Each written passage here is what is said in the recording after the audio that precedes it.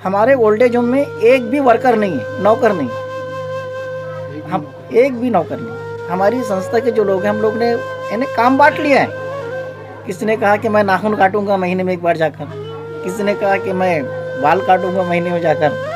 इस तरह हम खुद ही नहलाना, ये करना, खिदमत करना, ये सब करते हैं।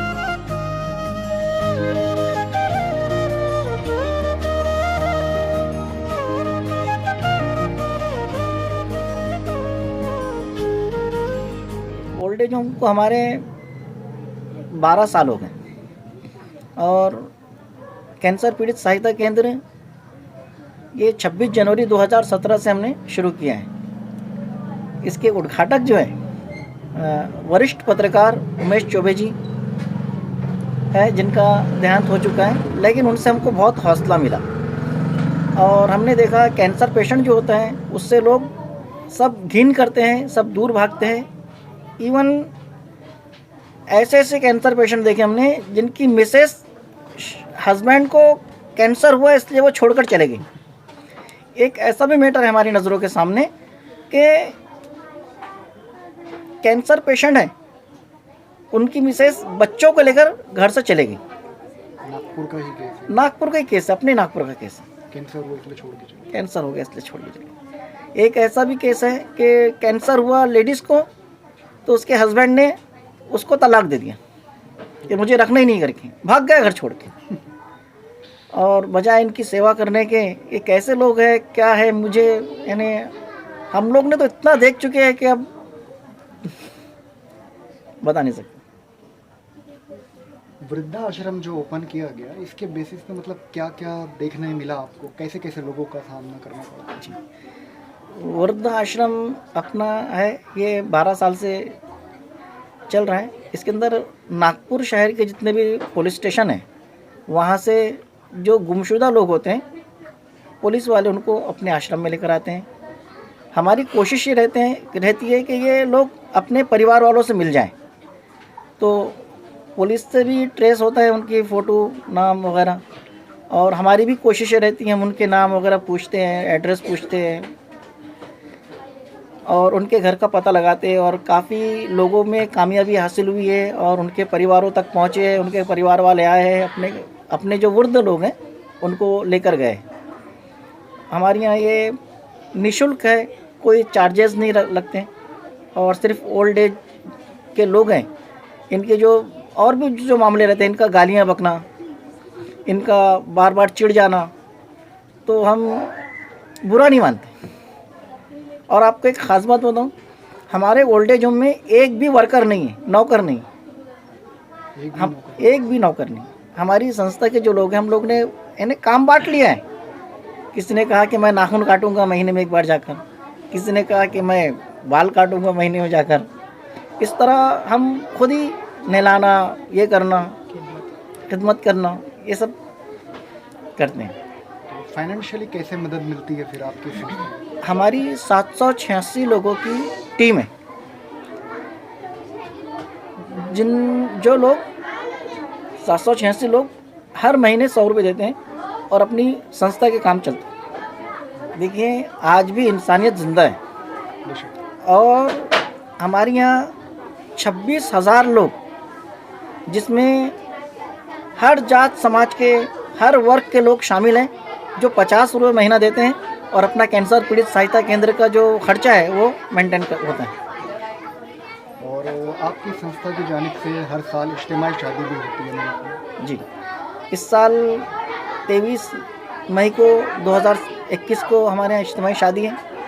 सबसे पहले जो इज्तिमाई शादी हुई सामूहिक विवाह उसके अंदर 92 हुई। और अभी इस साल हमारा है, टारगेट है हमारा कि 126 शादियां कराएंगे। एजुकेशन पे एनजीओ का तो मैं तो कहता हूँ इस वक्त मेन फोकस एजुकेशन पे भी होना चाहिए। एनजीओ के भले ही टारगेट डिफरेंट हो, तो एजुकेशन के लिए आप क्या करें? एजुकेशन का हमारा काम ऐसा चलता है कि जितने लोग हैं, ऐसे लोग हैं जिन्होंने बचपन में किसी कारण नहीं पढ़ पाए, ऐसे लोगों को हमारे यहाँ पढ़ाया जाता है उनके माइंड के दिमाग के हिसाब से।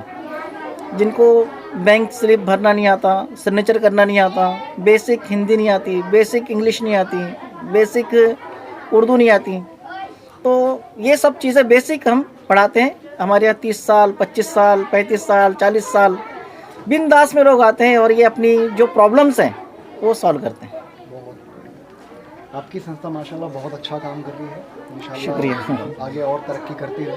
आपका कीमती समय देने के लिए बहुत बहुत शुक्रिया।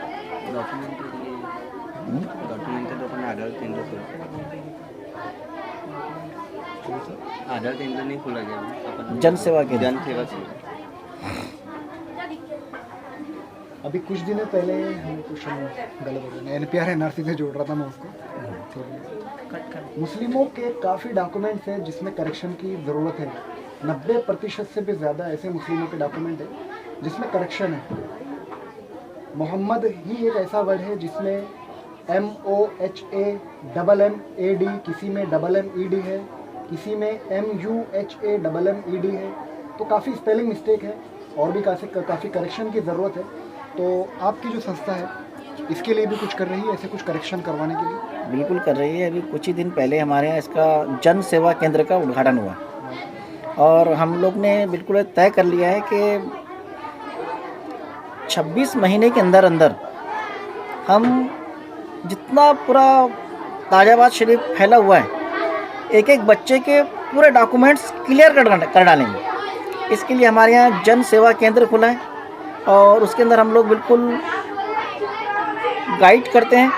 और स्पेशल एक आदमी है, इरशाद भाई हमारे, वो यहाँ पर बैठते हैं 11 से 4 बजे तक और वो एजुकेशन इसको लेकर आधार कार्ड का आधार की स्पेलिंग मिस्टेक, राशन कार्ड में जिनके नाम नहीं है, इलेक्शन कार्ड नहीं आए या यादी में उनके नाम नहीं है इलेक्शन कार्ड में, पैन कार्ड, ये जो डॉक्यूमेंट्स हैं सब डॉक्यूमेंट्स की स्पेलिंग, नाम की स्पेलिंग एक जैसी होना चाहिए, ये हमारी कोशिश है।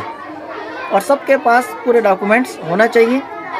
और जिन लोगों के पास डॉक्यूमेंट्स नहीं है और जो गवर्नमेंट की फ़ीस होती है वो भी देने के लिए नहीं है, तो हमारी संस्था उनकी वो भी ज़रूरत पूरी करती है। हज़रत बाबा ताजुद्दीन के नाम पे फैज़ान ताजुल औलिया ये NGO है। तो सरकार ताजुल औलिया का बर्थडे हर साल 27 जनवरी को मनाया जाता है। तो इस साल 27 जनवरी को आपकी NGO ने कुछ स्पेशल किया है? जी, इस साल तुमने बहुत ही ज़्यादा स्पेशल किया है कि लोग बाबा जान के बर्थडे पर कोई केक बांटता है, कोई खाना खिलाता है, कोई खीर बांटता है, कोई मिठाई बांटता है, कोई चॉकलेट बांटता है। हमने सोचा कि कोरोना काल में जो मामला हुए हैं, जिन लोगों की नौकरियां छूटी है और जो तकलीफ़ें आई हैं, वो सबसे बड़ा मैटर है। बिज़नेस का कारोबार ख़त्म हो गए और लोग पैसे के लिए तरस गए और जिनके पास जो भी कुंजी थी तो वो छोटे मोटे लोगों की वो पूरी कुंजी कोरोना काल में ख़त्म हो गई और बिज़नेस के लिए उनके पास पैसा नहीं रहा। तो हमारी ये कोशिश रही कि सरकार ताजुल औलिया के बर्थडे के मौके पर गवर्नमेंट की जो योजनाएं हैं वो लोगों तक फैलना चाहिए, लोगों को मालूम होना चाहिए। इसके लिए हमारी संस्था ने नेशनलाइज बैंक के अधिकारियों को बुलाया और 27 जनवरी को सुबह 11 बजे ये कैंप हुआ। इसके अंदर अधिकारियों ने, नेशनलाइज बैंक के अधिकारियों ने गवर्नमेंट की योजनाओं के बारे में जानकारी दी, कौन कौन से डॉक्यूमेंट्स लगते हैं, किस किस को ये योजना मिलती है। असल में होता क्या है कि हम वहाँ बैंक तक पहुँचने से पहले, योजना तक पहुँचने से पहले अपना निगेटिव नहीं हो पाएगा, हमारा नहीं होगा। हाँ, हम मुसलमान हैं, हमारा नहीं हो सकता, हम झोपड़पट्टी में रहते हैं, हमारा नहीं हो सकता, हम ये अपनी सोच बनी रहती। लेकिन जब हमने नेशनलाइज बैंक के अधिकारियों को बुलाया तो उन्होंने कहा ऐसा कुछ भी नहीं है, बिल्कुल आप डॉक्यूमेंट्स तैयार तो करो, डॉक्यूमेंट ओके होना चाहिए। डॉक्यूमेंट्स होना चाहिए, आपका सिविल अच्छा होना चाहिए। जब उन्होंने इतने प्यारे अंदाज में नेशनलाइज बैंक के अधिकारियों ने बताया तो काफ़ी लोगों ने इसका लाभ उठाया, लिखे उन्होंने, और कई लोगों ने अपना सिविल बनाना शुरू कर दिया, डॉक्यूमेंट्स बनाने शुरू कर दिए, और 2 लोगों के तो लोन भी हो गए, एक का 10 लाख हुआ है और एक का 6 लाख हो गए। तो वो बिजनेस स्टार्ट कर सकते हैं। हाँ, मुद्रा लोन में, खुद मुद्रा लोन के अध्यक्ष हमारे यहाँ प्रोग्राम में आए थे जी।